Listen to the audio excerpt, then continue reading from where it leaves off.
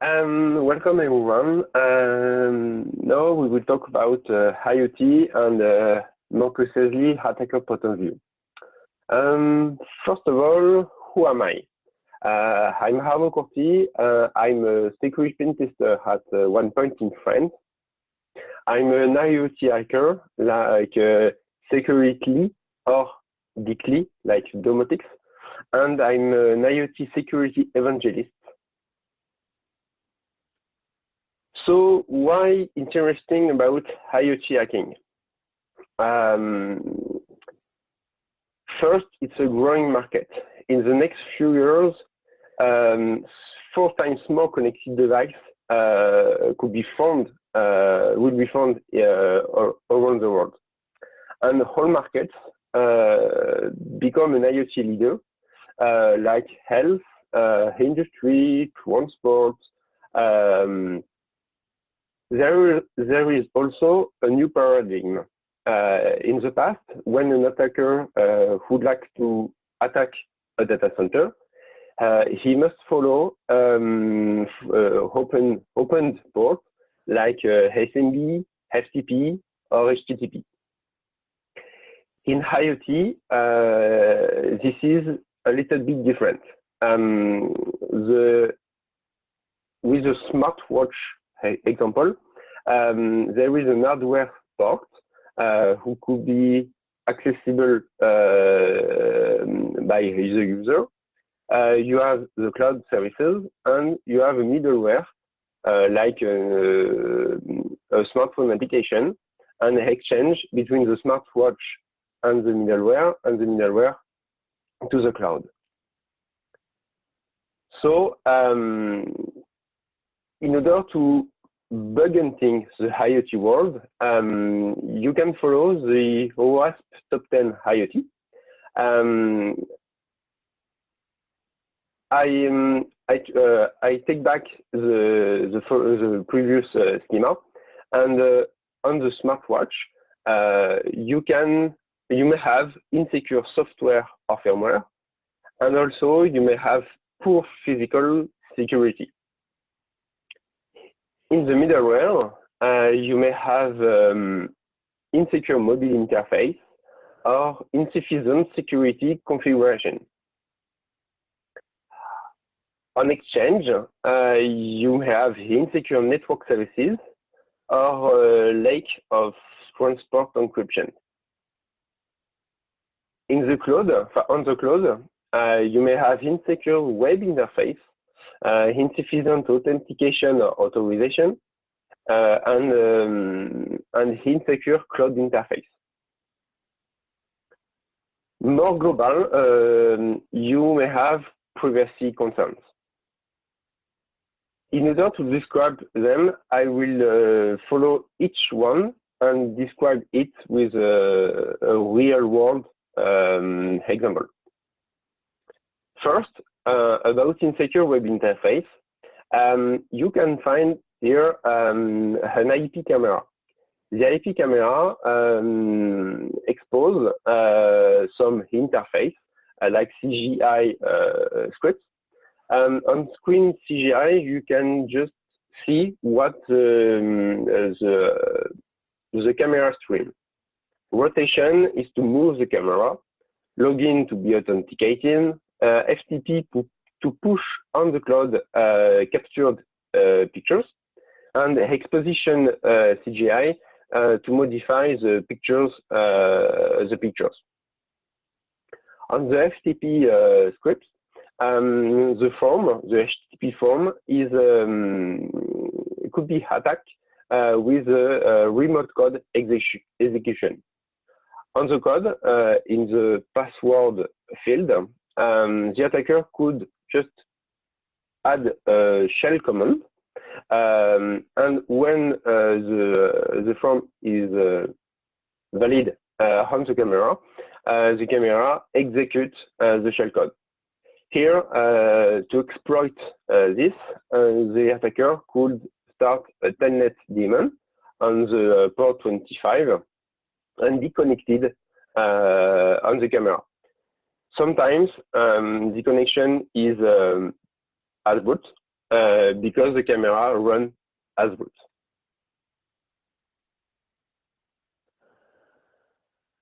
About insufficient authentication and authorization, here I will we discuss about horizontal moving and vertical moving. In a normal way, a user A could only access to his data user A. But an administrator could add, modify, and delete user A data. If you have no horizontal moving, the user B could access to the data user A.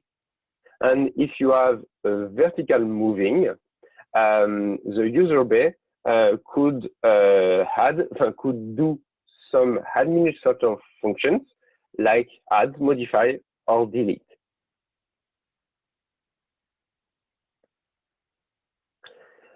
About insecure network services, we take back the IP camera, and on the screen you could be connected to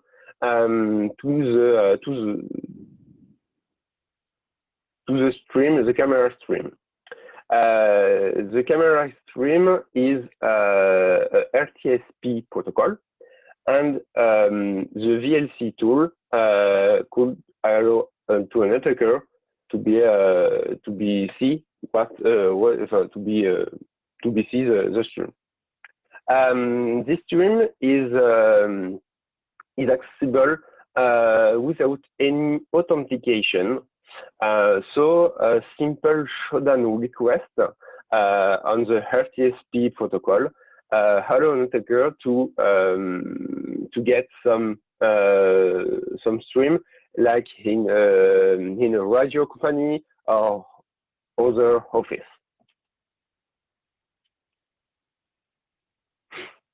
About lack of transport encryption, here we will take a smart padlock who expose some services to middleware. Here is a smartphone application. The smartphone application could lock and unlock the padlock.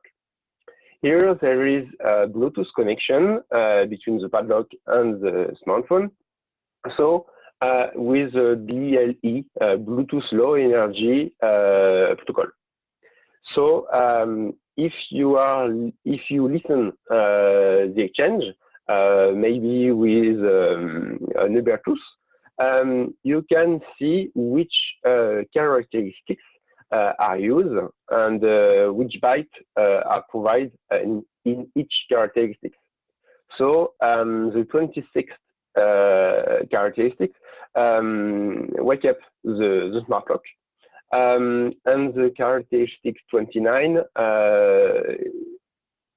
is used to provide the code, the user code, and the opening order.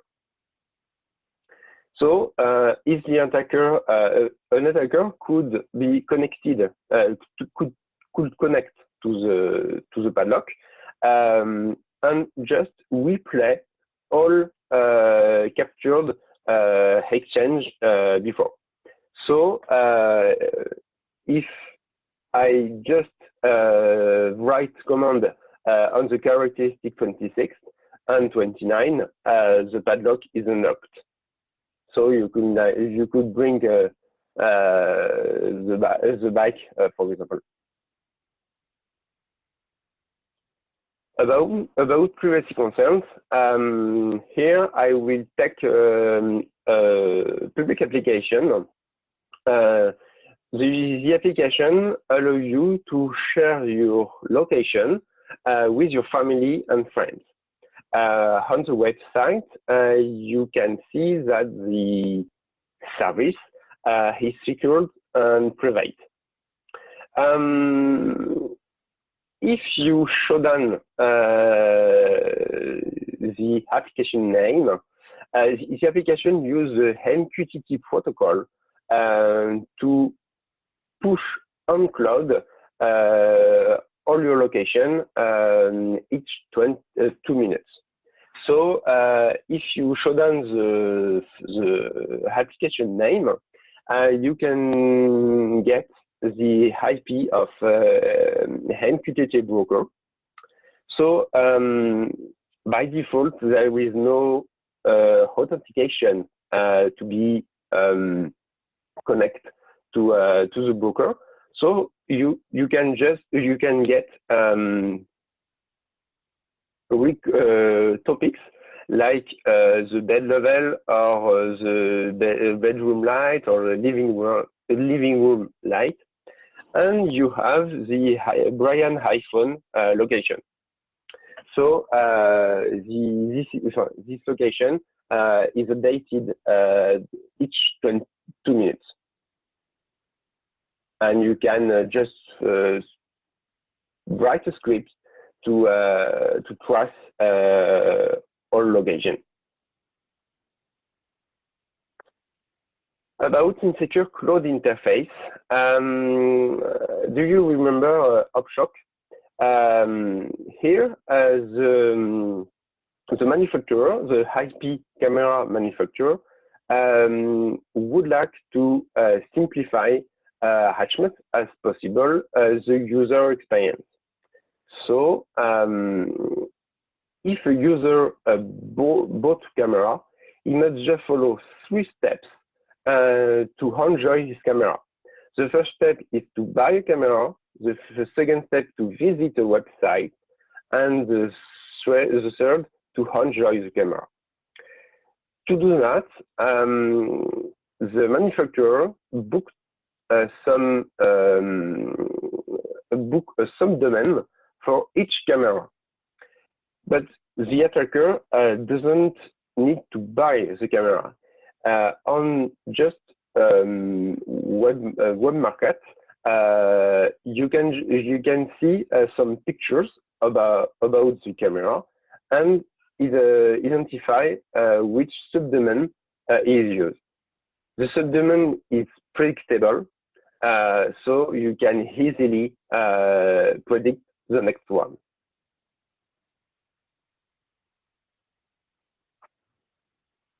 About insecure mobile interface, here some company would like to embed contactless card directly on the smartphone. To reverse engineering this protocol, you have 2 ways. The first one is to use Proxmark 3 to listen the exchange between a tag and a smartphone, or a smartphone and the reader.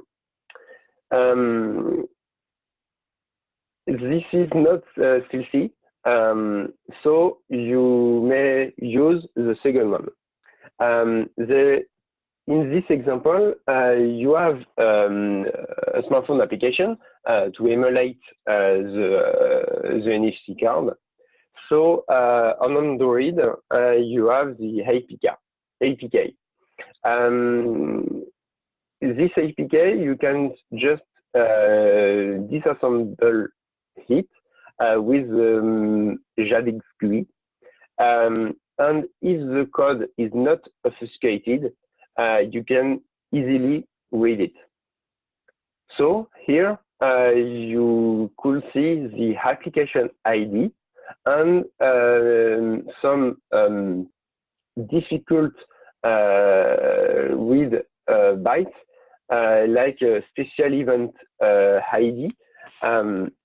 If you just listen the exchange, you can't identify that this byte is a special event ID.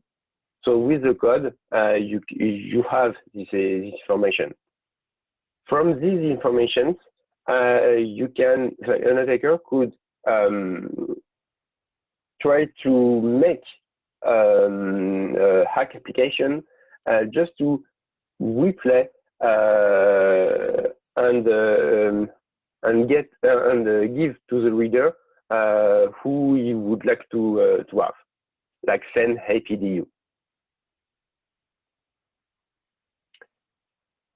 About insufficient security configuration, we take back the IP camera, and on the login scripts, sometimes you could have some backdoors. If we just see the Mirai code and credentials, unbinded credentials, you can see some credentials are root admin, admin, or root and the company name.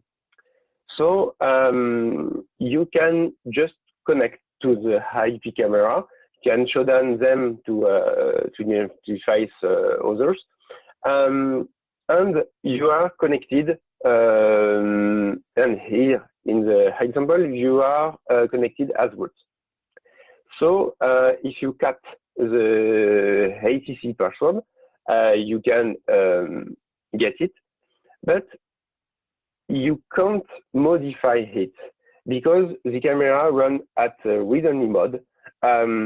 So the password is not difficult, but you can change it. It is very easy, and you can change it.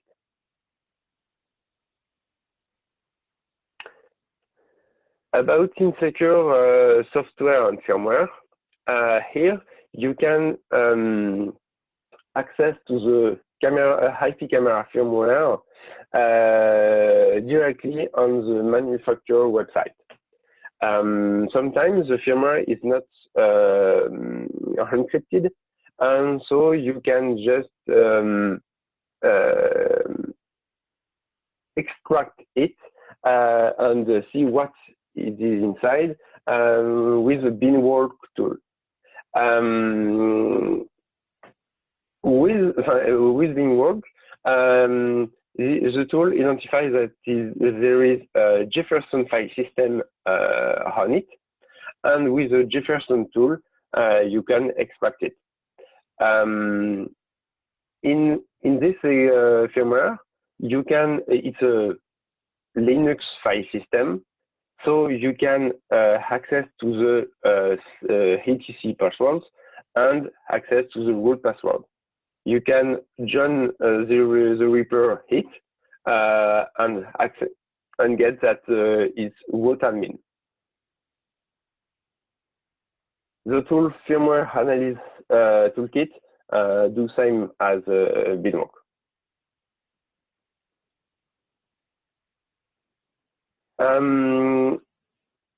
About poor physical security.